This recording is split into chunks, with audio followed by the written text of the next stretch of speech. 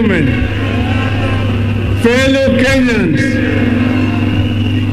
I am very delighted and I stand before you here today, a proud son of Kenya, a liberation fighter and a servant of the people for the last 50 years.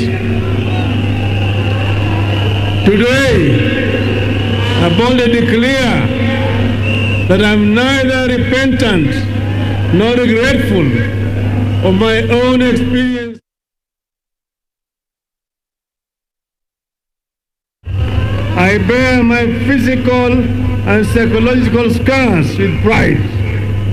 And this is because my country was worth it then and is worth it now. I bear scars of liberation with pride and embrace the blood, sweat, and tears they cost me.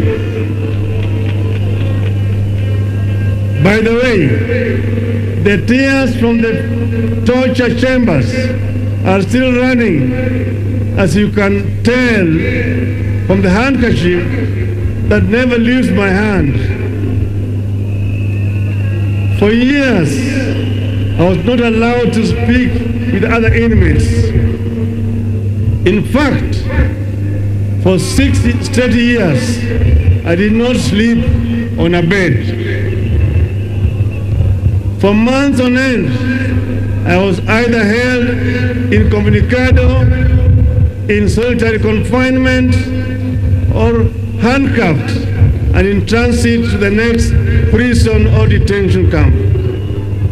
A relative died, including my beloved mother and my own brother, and I never got the chance to say goodbye. I would not wish this to torment upon anyone, not even my worst enemy. Together with my comrades who endured torture and survived those dark days of despair, we would never let Kenya degenerate down the road of terror. No, not on our watch, not on my watch. But there was a positive side to my story. It's about a friend, Alando, of legendary beauty, with brave heart of Luanda Magere. And this is the woman who stood by me when I was shunned by many.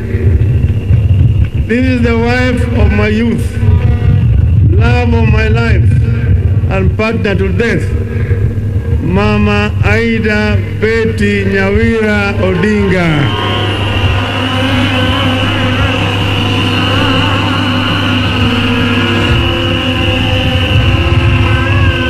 In those hard times of long and uncertain incarceration, if I was not reading the Holy Bible, I found deep solace in Mama Aida's love and support. She became a constant guest of the police cells through constant arrest and harassment. I can't thank her enough. Thank you, darling. Fellow citizens, what makes a great nation is not the men it produces, but the men it honors. That is why I would be remiss if I do not pay homage to those that gave us the sacred license to stand tall, to speak free, and to think big on this very day.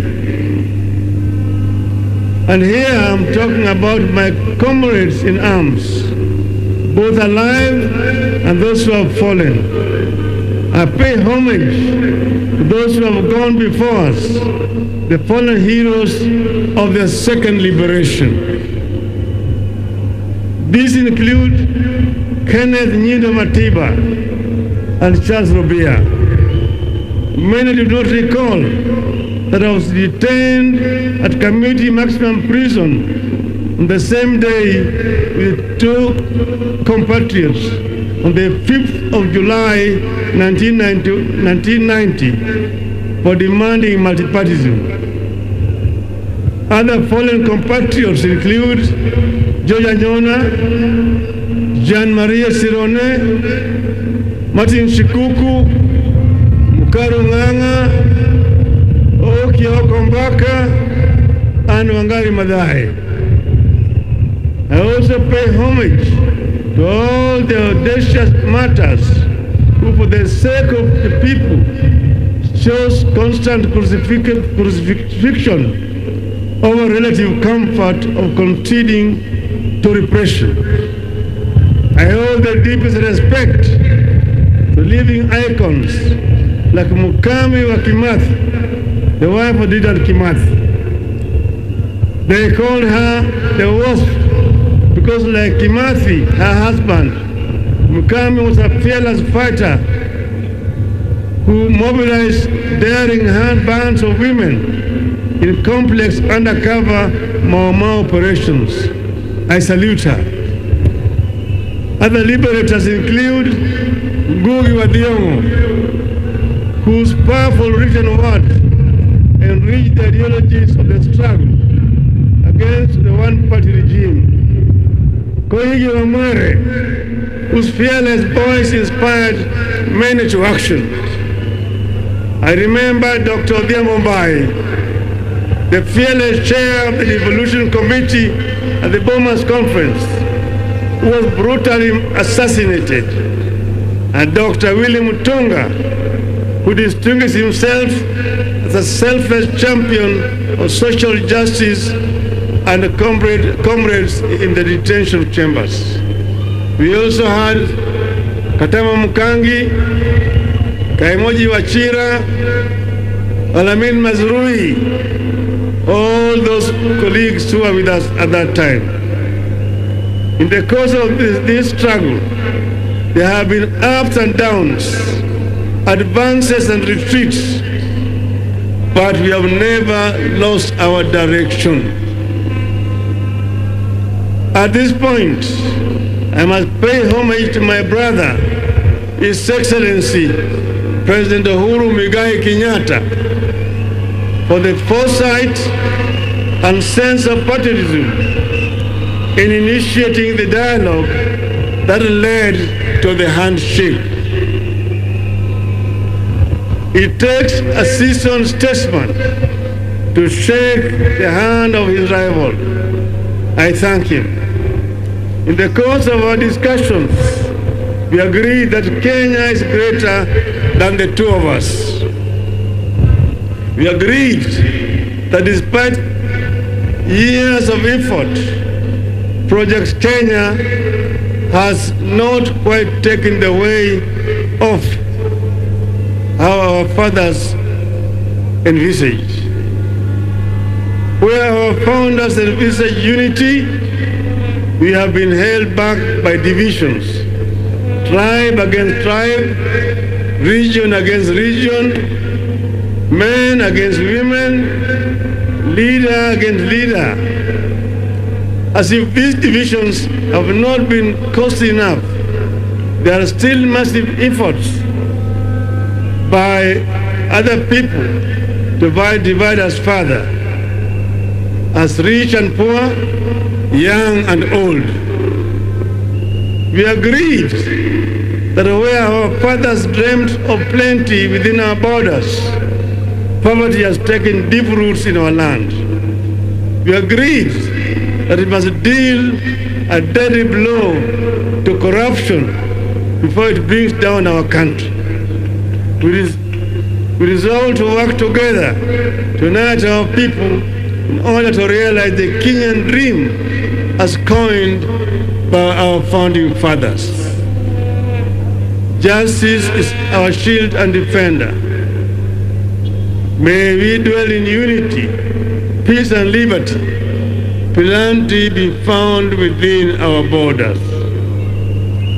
That is the foundation of the Azimio la Umoja. I must add here that with this reconciliation, I ask for nothing, and I will never ask for anything except the opportunity to serve.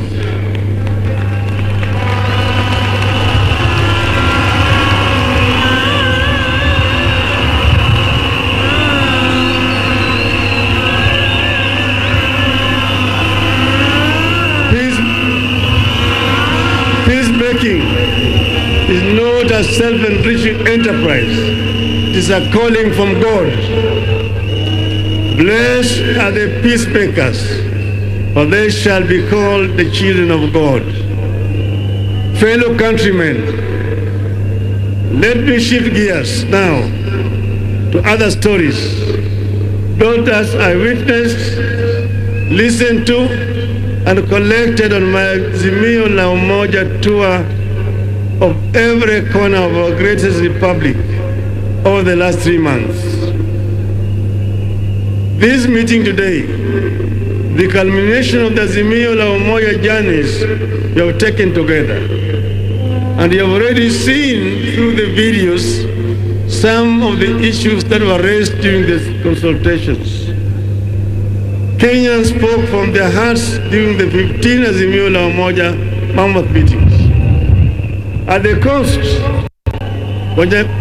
wananchi reminded me that land issues remain a subject of pain. Many families long for the privilege of possessing family land that they can pass down to generations. They cried about the huge impact of the standard gauge railway on their businesses.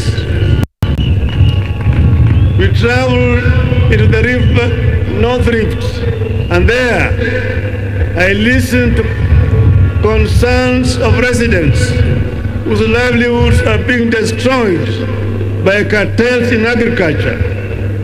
People who import maize while farmers are stuck with their maize. They lamented the collapse of the dairy and tea sectors and the high cost of farm inputs. The communities of West Pokot County wondered where there was a West Pokot when there is no East Pokot. They asked to be identified specifically as a community in the national census with a code and their own development projects, and the creation of 2 more constituencies and 5 wards. I also spent time in the Mount Kenya, both west and east, and I can confirm to this congregation that if the mountain was smooth, it would be impossible to climb it. The mountain has to be bumpy for you to scale it. On this, I'm happy to note that I've reached very close to the peak. I've seen the Batian and the Lenana peaks, and the people have promised that we shall walk together to the promised land yonder, if I prove that I understand and shall address their concerns. Residents express concerns about the equitable distribution of development resources within the region and the proportional representation. They summarize it in the one call: 1 man, 1 shilling, 1 vote. And they want to earn more from their tea, coffee, parethram, vegetables, potatoes, rice, and dairy. Nyanza complained about non-functioning and collapsed cotton, sugarcane, fishing, tobacco, tea, and soapstone industries, and the denial of economic opportunities for the region. In Turkana, the continuing challenge of general insecurity, poverty, drought, and famine were raised repeatedly. In the lower eastern, the local communities complained of a serious lack of water, recurring famine, and lack of economic opportunities. Northern Kenya felt profoundly let down by Nairobi. Their children are being denied identity cards by their own country. Education is collapsing due to insecurity, and livestock sector is severely threatened by drought and disease. I took note that while our people of Mount Kenya spoke of one man, one vote, one shilling, Northern Kenya spoke of one man, 1 kilometer, 1 shilling. Indeed, Kenya is diverse in its needs and its ideas to address the needs. In Western Kenya, I was repeatedly reminded of the local industries like sugar that had been allowed to collapse due to corruption, neglect, and mismanagement. Fisheries and mining are struggling. Young men and women who would have gained from the local thriving industries spoke of how they are forced to migrate from home to seek opportunities elsewhere. The Mark community is worried about lack of livestock and pastoralist economy. They worry about the environmental degradation upstream, which impacts them directly. They have their historical injustices over land.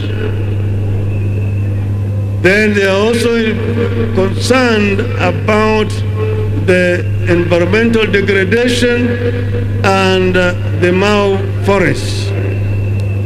These are just some of the concerns that I noted, internalized, and took them on as a personal mission. Listening to our people made me look back over the last 5 decades. It became crystal clear that while much has been achieved, much remains to be done. I stand here deeply concerned, indeed horrified, at how our peers at independence left us far behind. Nations like South Korea, Malaysia, and Singapore, with whom we were at the same level of development in 1964, have largely vanquished us, and they have vanquished the extreme poverty. Today, they manage the diseases like COVID as effectively as all other functioning countries. Their education systems have dealt a deadly blow to the ignorance and put them in the Premier League of the 4th Industrial Revolution. You have to change tact. We have to catch up. Fellow Kenyans, following the listening hours and to address the concerns that have emerged, we came up with a 10-point people's program as follows. Point number 1, inua jamii, pesa mfukoni. A nation's greatness is judged by how it treats its poor and vulnerable. Pesa mfukoni is a social protection program that will deliver 6,000 shillings per month to the 2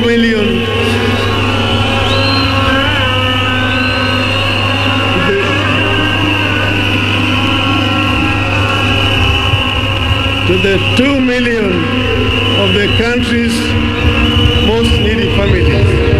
How much is that? And I want to emphasize It is not a handout, but an investment. That is interesting. And a foundation for a new transformational value chain that will also trigger massive economic activity and create thousands of localized small-scale businesses and enterprises across the country. This will lead to millions of jobs and the eventual development of a thriving middle class. The resulting middle class and small and medium enterprises will be a robust market for larger, more national corporations. Point number 2, Baba Care. Each of us has experienced the all-consuming strain that accompanies the ill health of a family member. We will ensure that each and every Kenyan has a social insurance, a health insurance plan.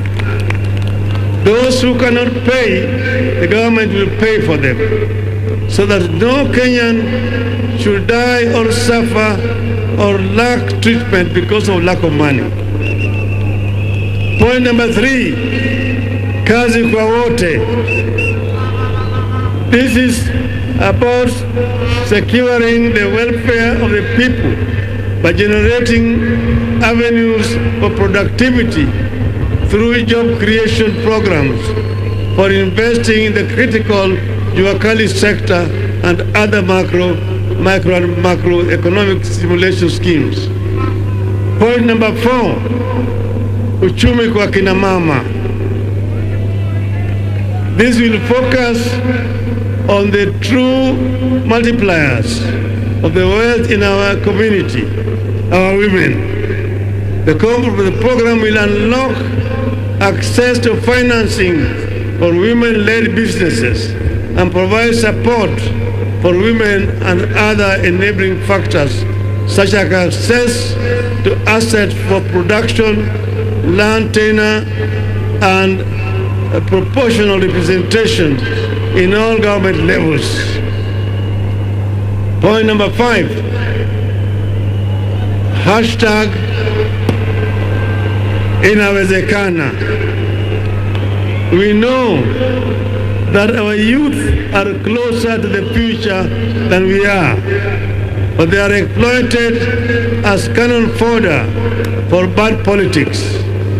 Now more than ever, we need to invest in preparing our youth for that future.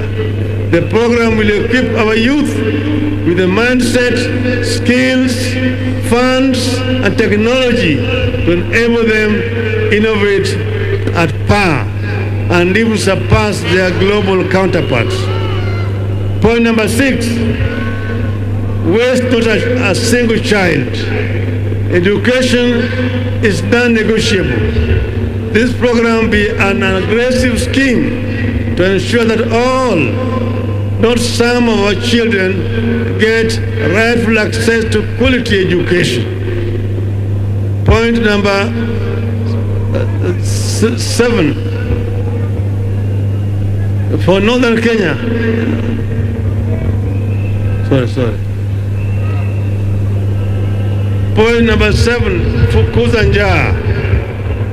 The aim here is not to merely feed, but to generate agricultural bounty that Kenya has the potential to produce.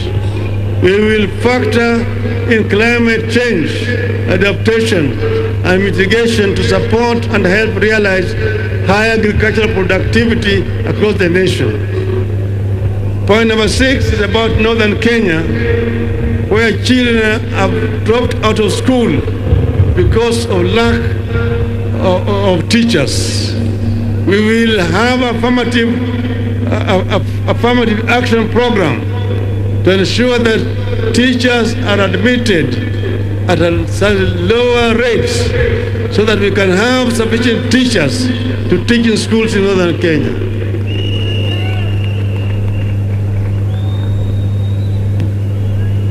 Point number 9, one county, one product. I firmly believe that the idea of devolution in Kenya has the transformative potential of rich mineral mines, abundant oil fields, and other traditional markets of our nation's affluence. One county, one product program designed to be a launch pad to a Kenya which consumes its products, exports excess, and registers surpluses, no deficits. The national government will support materially and technically towards an ultimate vision where the 47 counties will begin industrializing at unstoppable rates. The 10th pillar of my vision has to do with the principles of administrative continuity. By continuity, I mean building and improving on the gains that have been made by the administrations that came before. Africa suffers a retrogressive mindset of starting afresh instead of advancing existing accomplishments. When one administration sets up something, the next knocks it down. This makes many countries in the continent stuck in a constant state of ignition, never making it to acceleration and takeoff. Kenya must not be a start-stop nation. This is a waste of time and resources and should not be entrenched in Kenyan political culture. For example, President Kenyatta's Linda Mama program could not have worked without the construction of health facilities and upgrading of transport networks that we undertook during the Grand Coalition government. The plan for a rapid bus transit system could not have been operationalized without the construction of the Thika and Mbagathi roads.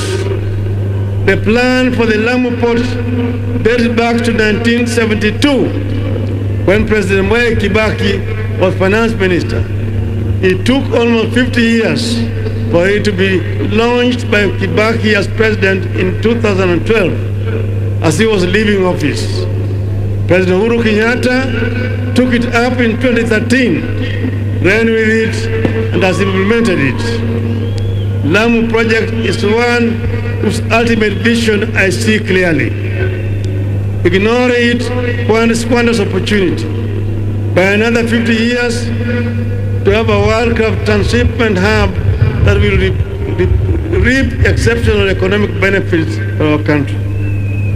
My manifesto will bear a crystallized description of the 10-point People's Program, delving into workings and plans that will actualize it for the people. These are just but highlights of new programs that we shall roll out to respond to needs expressed at Azimio Umoja events.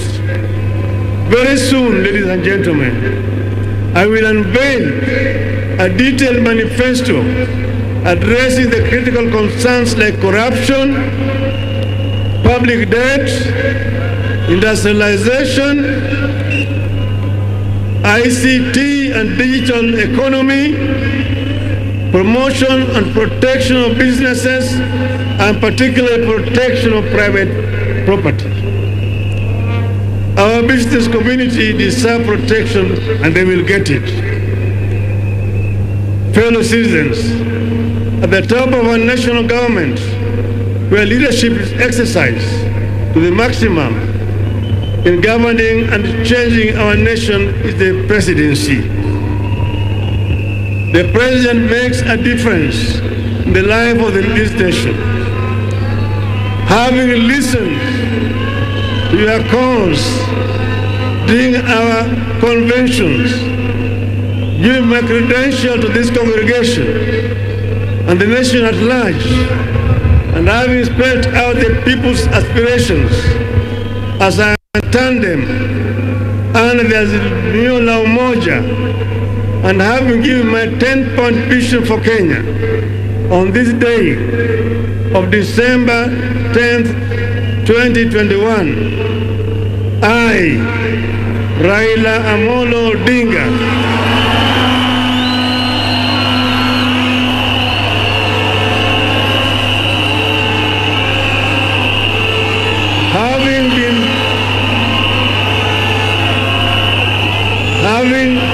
having been faithful and committed to building a national, democratic and progressive Kenya in our lifetime, having worked for many patriotic Kenyans to achieve this goal, I do hereby accept to present myself as a presidential candidate at the presidential elections on the 9th of August 2022, following the request and unanimous decision by Azimio Umoja.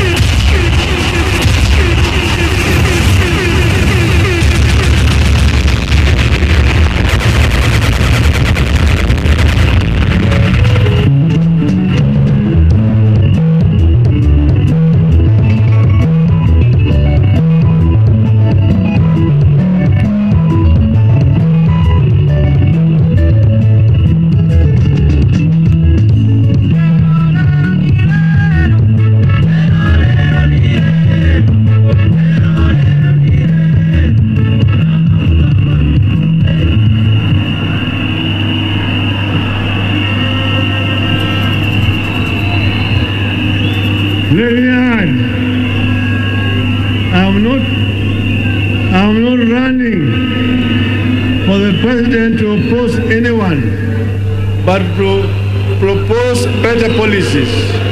I'm in this race to build one indivisible nation.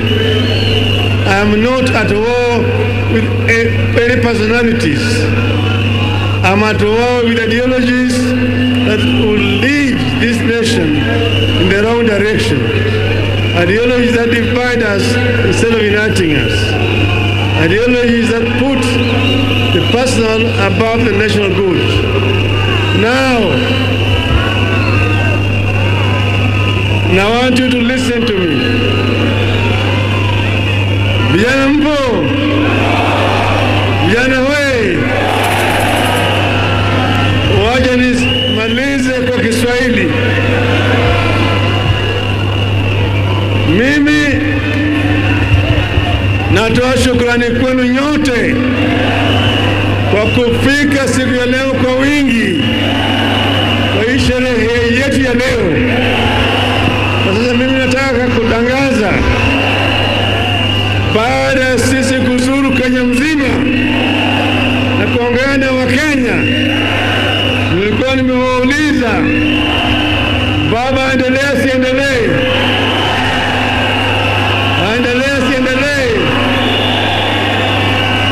Sababu leo nimejibu ati baba ataendelea, na tarehe 9 mwezi ujao, mwezi wa 9, baba atakuwa kwa kinyang'anyiro ya kugombea kiti cha urais wa Jamhuri ya Kenya.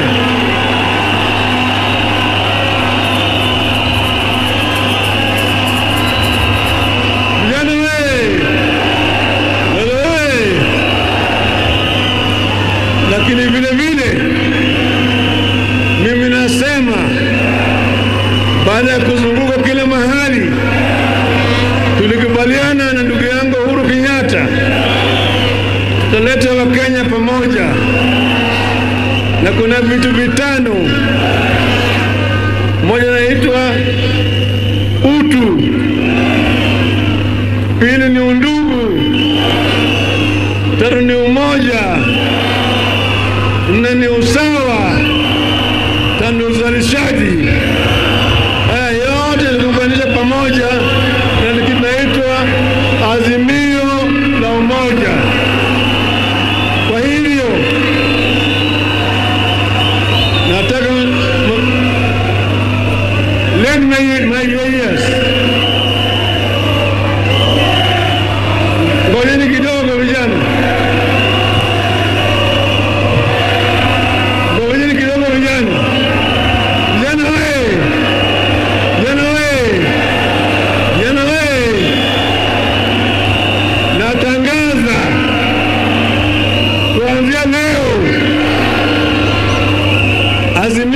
Umoja.